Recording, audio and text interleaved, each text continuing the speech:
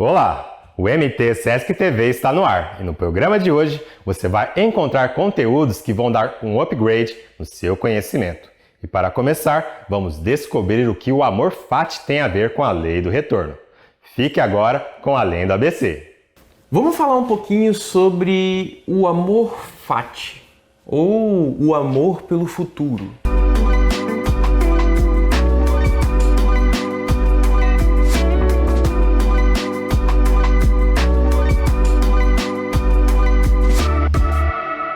Para a gente entender o que seria esse amor fati aí, esse conceito aí do nosso grandíssimo Nietzsche, né, que é um dos filósofos mais famosos que existem aí, né, ali junto com Sócrates, Platão, né, é um filósofo extremamente conhecido que é o Nietzsche.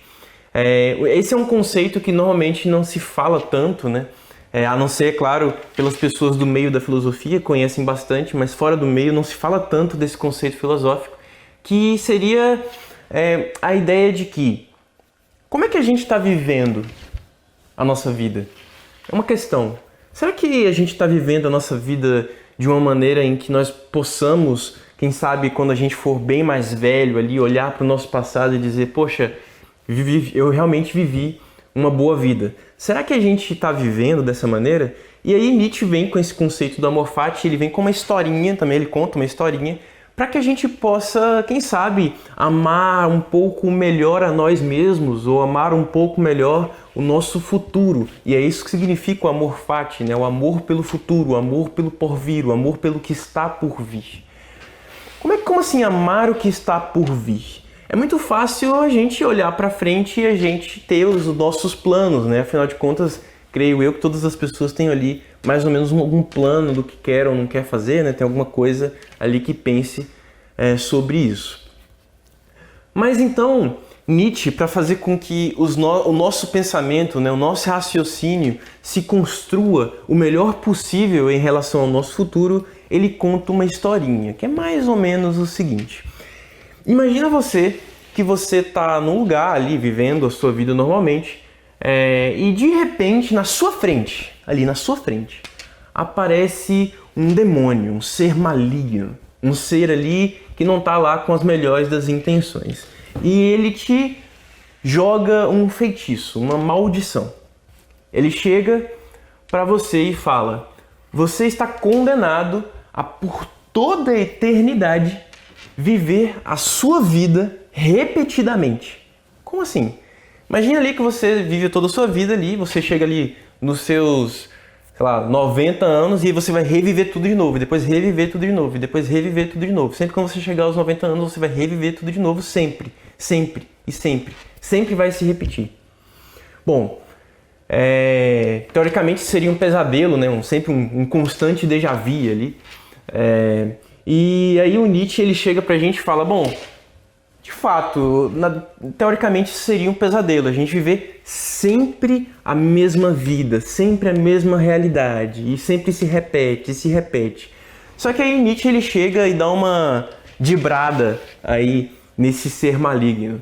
Ele dá ali uma proposta, uma sugestão pra gente. Tá, beleza, você vai sempre viver a mesma vida, mas e se daqui pra frente você escolhesse as mesmas coisas, porém você escolhesse sempre aquilo que vai te realizar, sempre aquilo que vai fazer com que você se sinta você mesmo, sempre vai fazer aquilo que te realiza como pessoa e não aquilo que esperam que você faça, não aquilo que a sociedade espera que você seja, aquilo que a sociedade espera como você se vista, que a sociedade espera que você realize da maneira que a sociedade pensa que deva ser, mas sim você faça as coisas da maneira como você acredita ser interessante, independente do que a sociedade vai dizer ou não. Para Nietzsche, a partir do momento em que você olha para o futuro de acordo com aquilo que você acredita ser certo, é mais fácil você amar o futuro. É mais fácil você amar o futuro porque você passa a amar aquilo que te representa, aquilo que você é, né?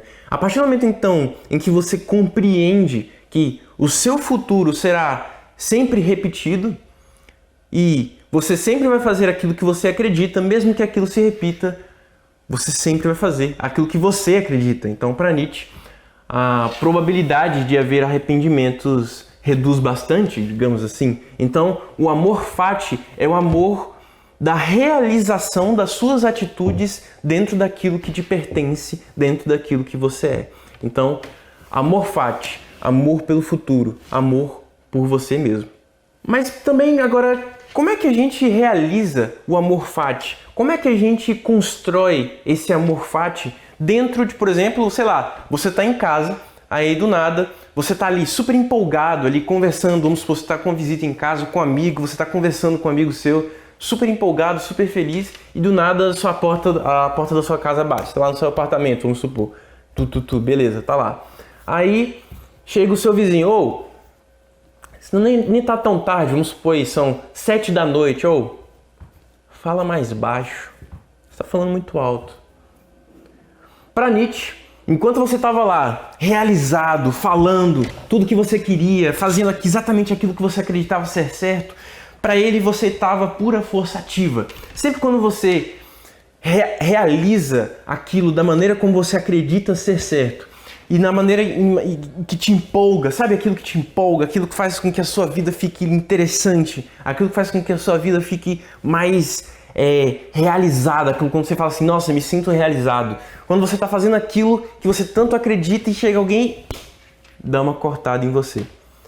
Enquanto você estava fazendo aquilo, você era pura, para Nietzsche, você era pura força ativa. E a partir do momento em que alguém chega e corta você, isso para Nietzsche é força reativa. Para existir uma força reativa antes, é necessário que haja uma força ativa. Ou seja, para Nietzsche, a moral, como ela é feita, as leis, as regras sociais, tudo isso é feito por pessoas que não se realizaram e elas precisam das forças reativas para poderem aí, para Nietzsche, como se fosse uma espécie de vingança em relação à força ativa. Poxa, já que eu não consigo me realizar, então eu preciso conter a realização do outro. Isso é força reativa. É aquela força que não admite que as forças ativas sejam realizadas. É aquela força que te contém, que te põe para baixo, sabe? Aquela força que não te deixa seguir em frente, né? Então, para Nietzsche, isso vai acontecer diversas vezes na sua vida, né? E quando Nietzsche diz que se você conseguir ser constante e força ativa em sua vida e não ligar para as forças reativas, né, e superar sempre as forças reativas, aí para Nietzsche você vai alcançar aí uma coisa que é uma condição, eu diria até, para você alcançar o amor fati, né, o amor pelo futuro, que é quase você ser aí o que ele vai chamar de Ubersmash, ou super-humano, o super-homem, né, que ele vai chamar de super-homem, super-humano, que é aquela pessoa que conseguiu superar as forças reativas que nós temos durante toda a nossa vida ali, seja quando a gente está comendo ali o nosso 16º pedaço de pizza e o nosso amigo falou, ô cara, você vai passar mal. Pô, força reativa, você poderia estar lá realizando o seu desejo de comer a sua 18ª pizza de pepperoni, mas não. Tem lá o seu amigo que vai falar para você, não, pô, calma aí, força reativa, deixa o cara comer a 18ª pizza de pepperoni, pô, deixa ele. Então, para Nietzsche, se você conseguiu superar todas essas forças reativas que tem durante a sua vida, você aí é o que ele diria ser o super-homem, né? O Ubersmash, né? Aquele cara que conseguiu ali se sentir sempre bem com as possibilidades futuras, como por exemplo, eu acho que a pessoa que comeu ali tanta pizza assim, provavelmente não vai estar muito bem do estômago, mas sei lá, ele pode achar isso uma piada, rir da situação e ter história para contar, digamos assim, né? Então, o Ubersmash, ele sempre vai conseguir superar as adversidades, independente até mesmo das dores. As dores, o super-homem vai entender como parte do processo, porque ele ama o futuro, ele tem o amor fati, ele ama as possibilidades que vêm a seguir. Ele sai, realiza as possibilidades e as consequências ele compra como a felicidade da realização daquilo que ele é. Então, para Nietzsche, a moral estabelecida, as regras, são sempre ali forças reativas. Mas é claro, Nietzsche não se engana, e ele mesmo diz que o mundo não é dos super-humanos, dos super-homens. O mundo não é das pessoas de forças ativas, mas sim das pessoas de forças reativas, porque afinal de contas, basta você olhar para a sociedade e ver as diversas regras, tanto legais quanto morais. E são muitas coisas que nos contêm, né?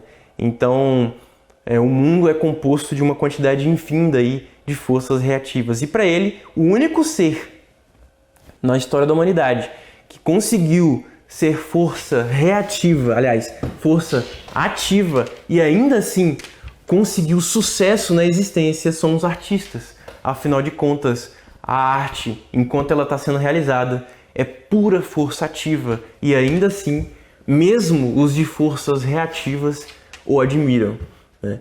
Então, para Nietzsche é importante que a gente sempre analise para que a gente possa ser o mais próximo possível, porque ele entende a quase impossibilidade de ser um Ubersmash, um super-humano. Mas ele diz então que é possível sim você chegar próximo disso, ou pelo menos o mais próximo possível.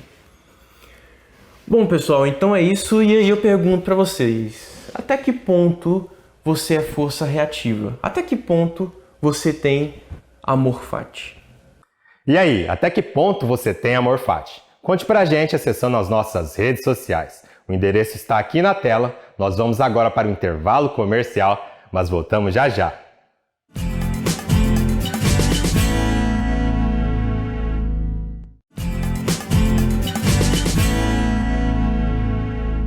Estamos de volta e eu quero saber, você sabe o que é Pop It?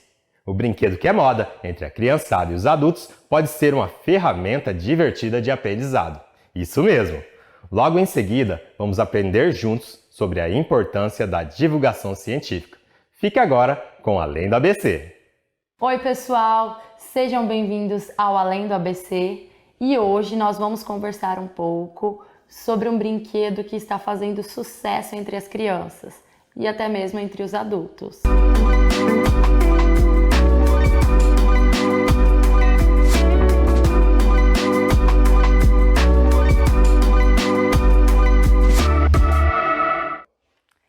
Esse é o brinquedo, pessoal, o Pop-It.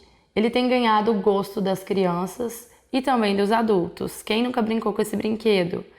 É um brinquedo que tem por finalidade inicial ser desestressante, relaxar as crianças e também para que elas passem o tempo. Eles vão apertando os botõezinhos, fazendo esse movimento de bolhas. É como se fosse estourar algumas bolhas, sabe? Aquele saco plástico que antigamente a gente estourava as bolhas de uma forma mais moderna. Mas esse brinquedo, pessoal, ele pode ter também um intuito, uma finalidade de aprendizagem. E é isso que a gente vai ver hoje aqui no Além do ABC. Então, pessoal, hoje eu trouxe algumas dicas de como a gente utilizar esse brinquedo para a aprendizagem das crianças. Podemos utilizar na matemática, na língua portuguesa e vamos dar alguns exemplos. O primeiro exemplo é na contagem, nos números, tanto na adição, na subtração e também na multiplicação. Podemos utilizar essas bolinhas. Esse Pop-It que eu tenho aqui, ele tem um formato quadrangular e nós podemos utilizar as linhas para identificar as contagens tanto de adição, 3 mais 2, quanto para subtração também, 3 menos 2. Resta 1. Nós podemos utilizar também na multiplicação, utilizando todas as linhas. 3 vezes 1. Então, eu vou colocar 1 em cada linha. 3 vezes 1 é 1, 2, 3. E aí, a criança pode fazer o registro de tudo isso em uma folha ou simplesmente na observação. Nós podemos utilizar esse brinquedo também na língua portuguesa. Como? Na separação de sílabas, quando precisamos separar uma palavra em sílabas, podemos utilizar esse instrumento, esse brinquedo. Por exemplo, a palavra bala, ela tem 2 sílabas. Como podemos saber isso? Utilizando o Pop-It. Ao pronunciar a primeira sílaba, nós apertamos uma bolinha, ba. Na segunda sílaba, apertamos outra bolinha, lá. Identificamos, então, com as bolinhas, aqui, 1, 2, que a palavra bala tem 2 sílabas. Assim como a palavra sapato. Podemos identificar aqui também no POPT quantas sílabas ela tem. 1, 2, 3. O POPT pode ser utilizado de várias formas para aprendizagem. Ele pode ser utilizado como raciocínio lógico e no processo de alfabetização. Então, fica aqui algumas dicas de como a gente utilizar na aprendizagem das crianças de uma forma divertida, utilizando o brinquedo POPT, o brinquedo mais famoso do momento. Então é isso, pessoal.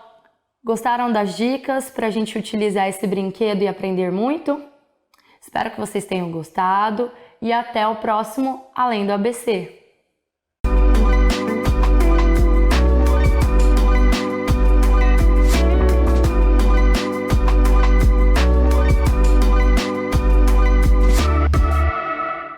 Olá, bem-vindos a mais um Além do ABC.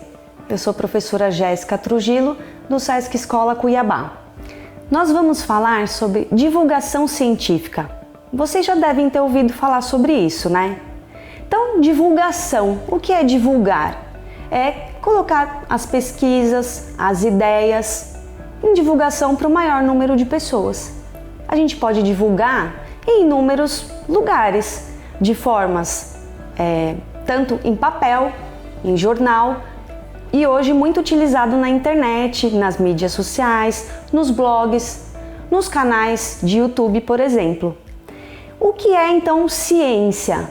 Ciência são pesquisas realizadas por diferentes grupos de pessoas que estudam inúmeras coisas de tecnologia, da natureza, nas áreas de medicina, por exemplo, de enfermagem, de mecânica. Então, as ciências são diversos conhecimentos atrelados em prol de um objetivo.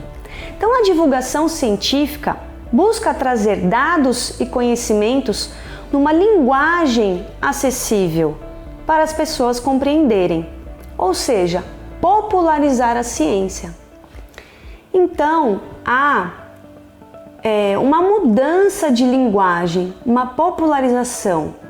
Não vou dizer que é uma linguagem pobre, não é isso que estou dizendo, mas é uma determinada forma da gente conseguir atingir as pessoas a entenderem determinados contextos que diz respeito à realidade dessas pessoas e que elas possam compreender.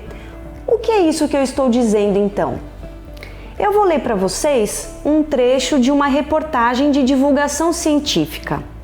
Por exemplo, um menino, um paulistano de 5 anos, fez uma pergunta: por que o coração bate? E aí, uma professora respondeu a partir de um texto de divulgação científica. E ela vai falando: a batida do coração tem um simbolismo todo especial. Ela significa vida, amor, paixão e ansiedade. Mas quando Pedro Henrique, que é este menino de 5 anos, pergunta por que o coração bate, a resposta precisa ser reduzida a uma explicação biológica. Então nós estamos partindo para a questão biológica. Então a gente entende que o coração tem diversos vieses artísticos, psicológicos, dos nossos sentimentos. Mas aqui a professora então começa a embasar em seu artigo de divulgação científica no contexto biológico para responder à questão do Pedro Henrique. Então, ela continua: vamos começar pelo coração já pronto e depois voltamos para o início, quando o nosso corpo ainda estava se formando. O coração é uma estrutura complexa, uma obra-prima que tem 4 câmaras, 2 átrios que recebem o sangue do corpo e o repassam para 2 ventrículos, que então bombeiam o sangue para os grandes vasos. E ele produz seus próprios impulsos, Suas batidas são controladas por sinais elétricos que se espalham pelas células das câmaras cardíacas.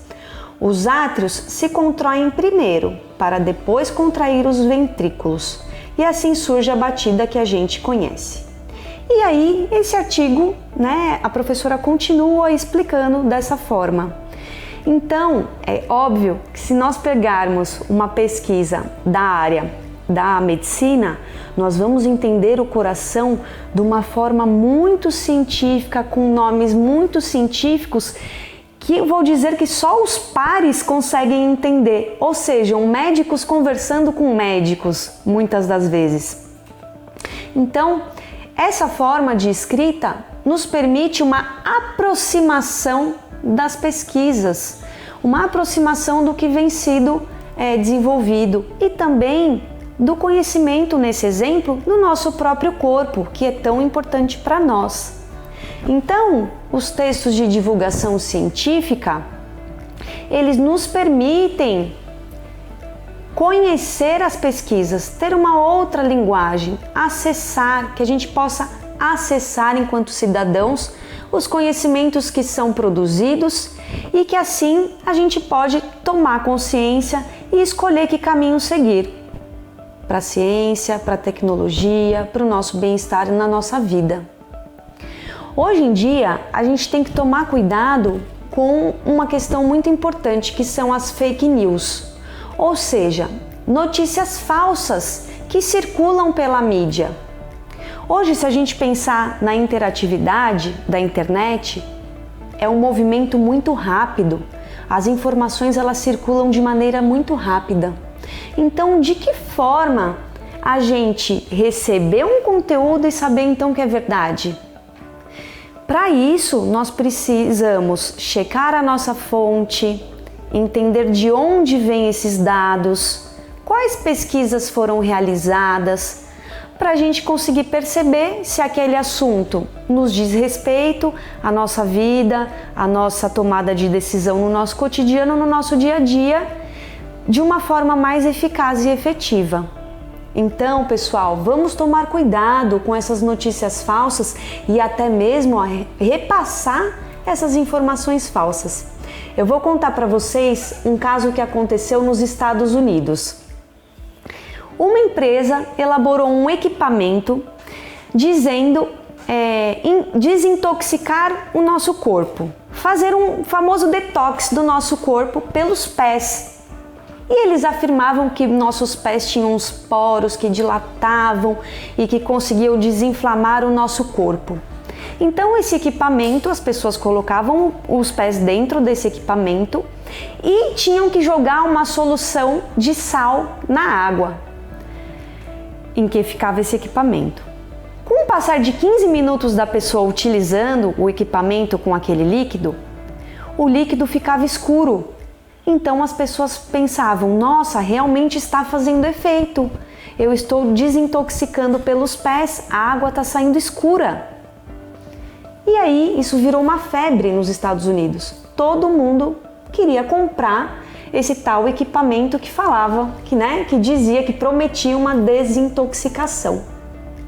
E aí então os pesquisadores foram estudar o que era esse equipamento tão famoso, que na academia, ou seja, nas universidades, ninguém tinha ouvido falar ainda.